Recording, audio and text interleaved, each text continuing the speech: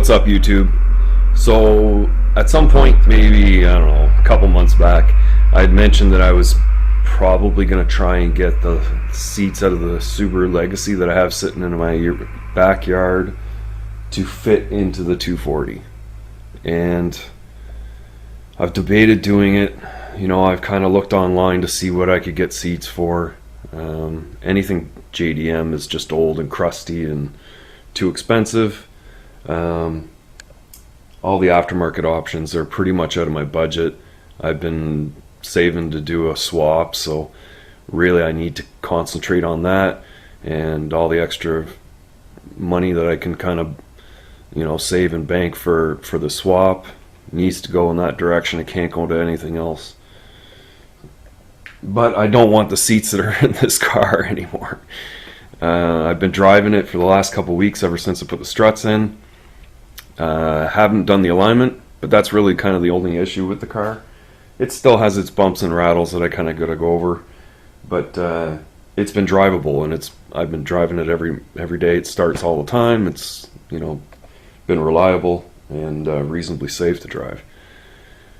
But the seats, I don't like them at all. I don't. The passenger seat is all cracked. I don't, you know, people get in the car, it's garbage. So the seats on the Legacy are in really good shape. The passenger side's in like mint shape. The driver's side does have a small tear in it, but I think it could be easily repaired with some extra fabric from underneath the seat or one of the rear seats. And so I've got that idea, and I was wondering how challenging it might be to actually get those seats to mount in this car. Subaru seats generally kind of sit a little bit high, especially in a Legacy or an Outback or something.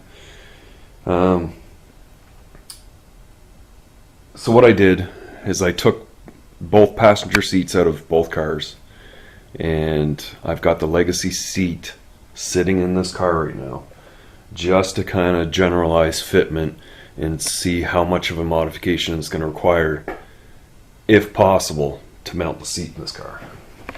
When I measured them off, I realized they were a really close fit. As you can see right away, it's not too bad. The height of the seat's pretty good. The spacing is awesome.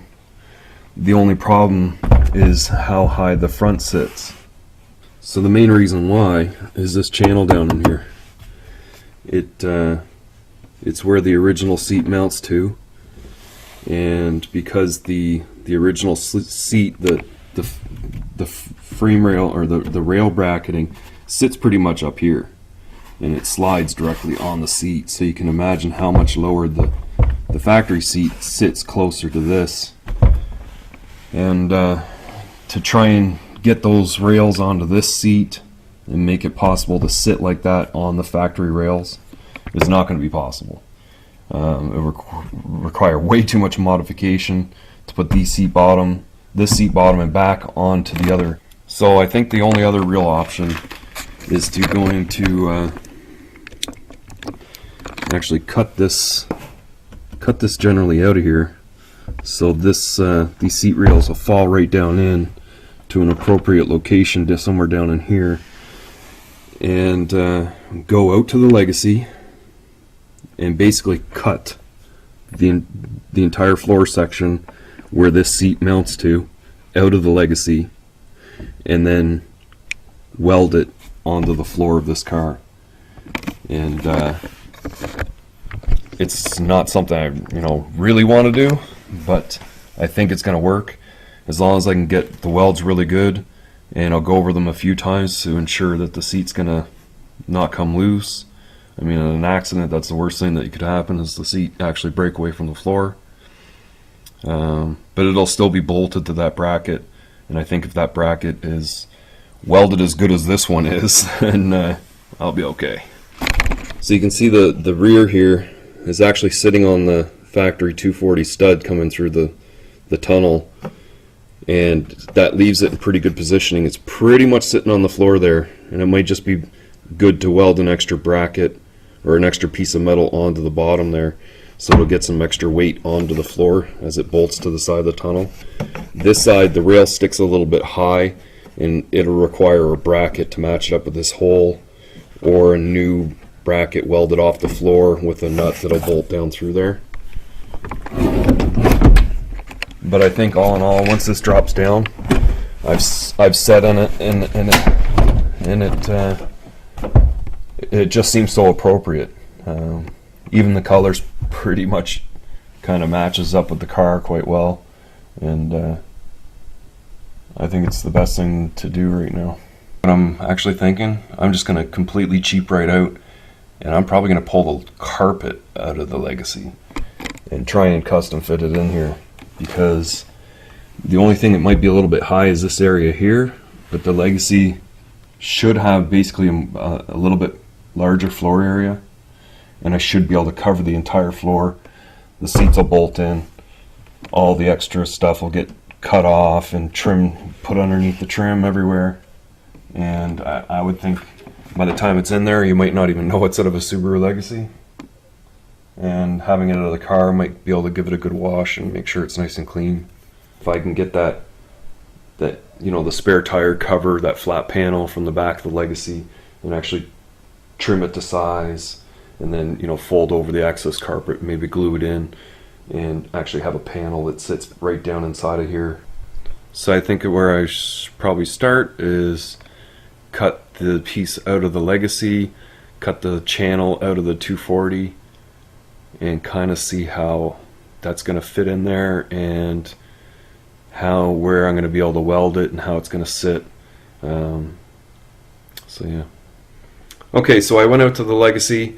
I had to take off some side trim and a bit of the center console to just loosen it up a little bit, so that I could start pulling back the carpet. And I pretty much, it's like a great big U shape going into the car, driver side to passenger side, but there's just a little piece in between that kind of tethers it together.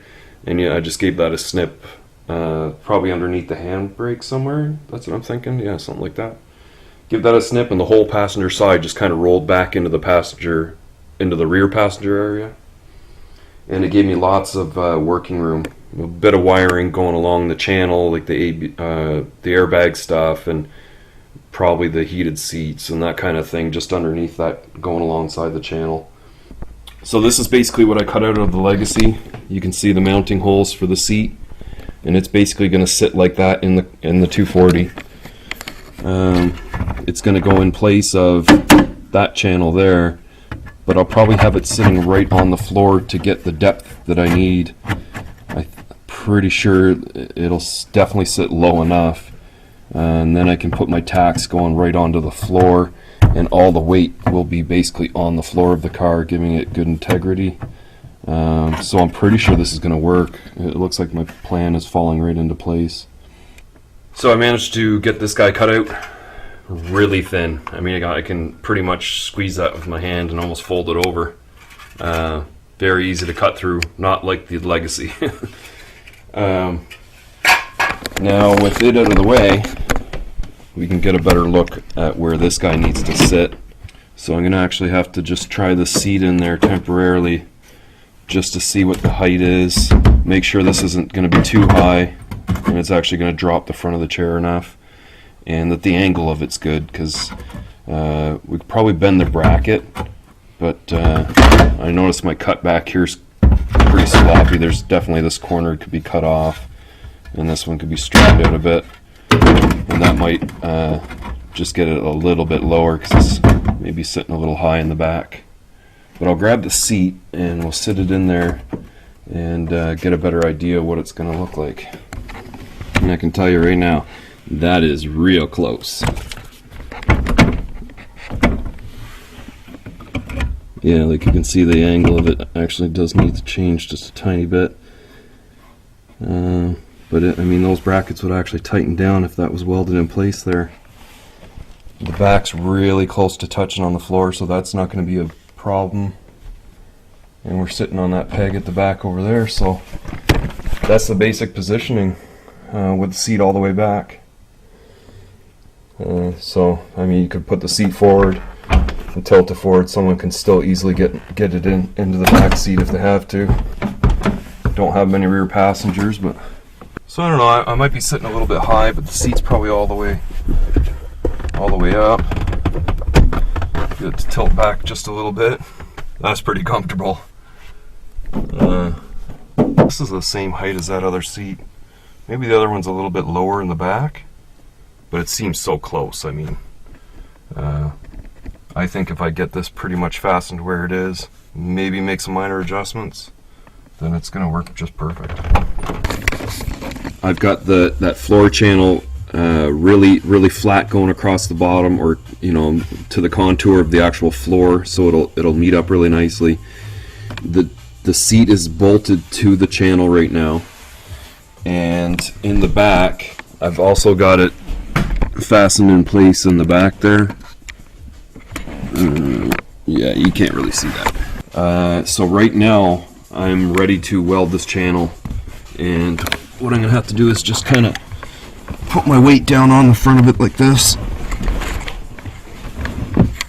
and go about putting a bunch of tacks along the bottom of it, making sure it's going to hold in place, and then unbolt the seat, take the seat right back out of there, and continue tack welding the back side of the channel, and then go over probably a second time to make sure it's like fully in there and structurally sound.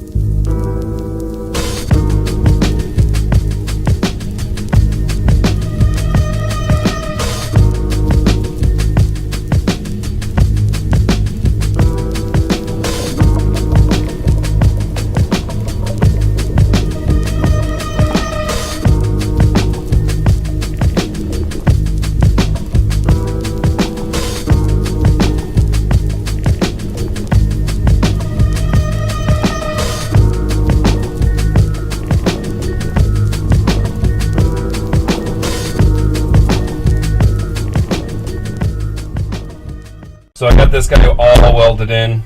I laid down a bunch of tacks, and I basically went over them a few times to really bridge the weld to both pieces of metal, the floor, and the new channel that's sitting in there, and went along and did that a bunch of times. I got this pretty much welded, and the same on the other side over here, and then the same kind of tacks going along on the front.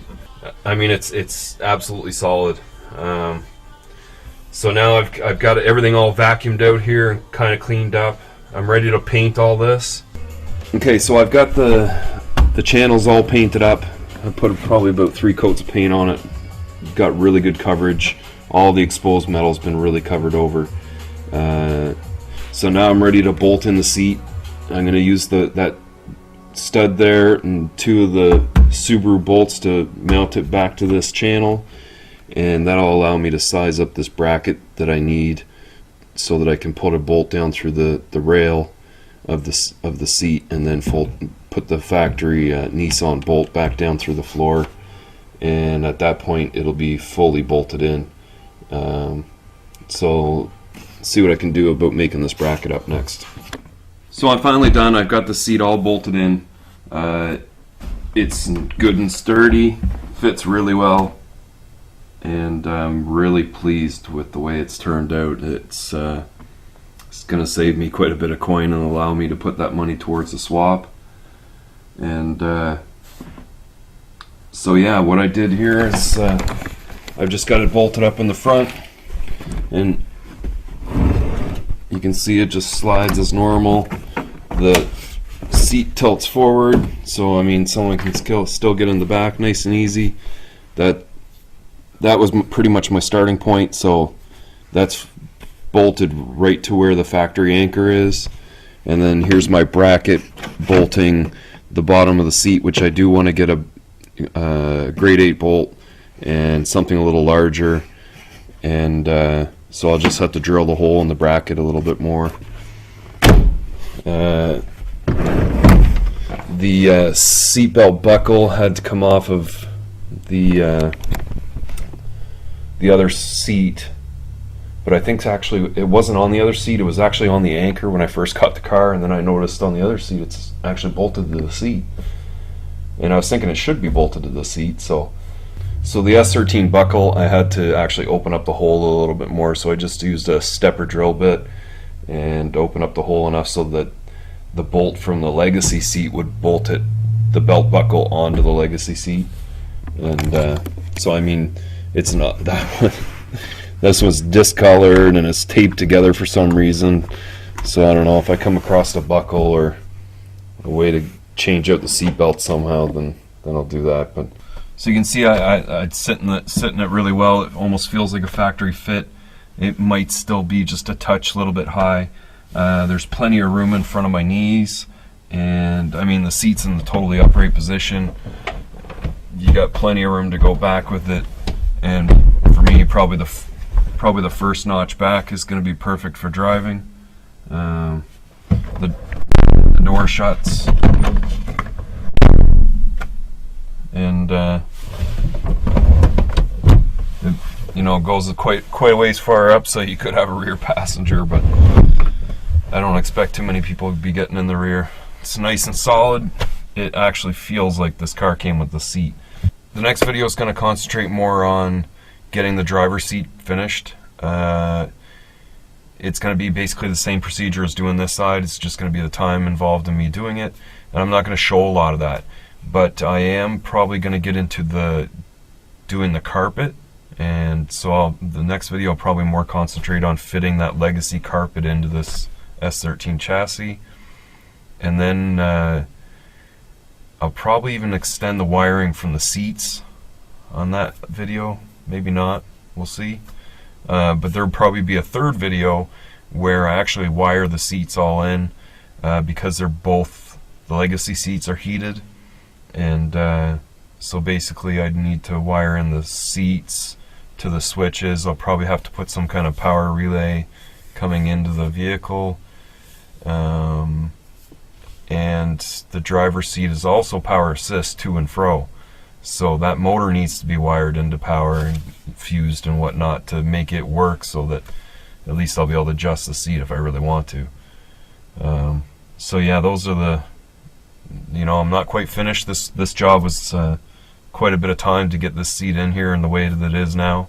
Driver's seat won't take me as long to do, and once it's done, then I can really concentrate on getting the carpet all fitted and hopefully make it work.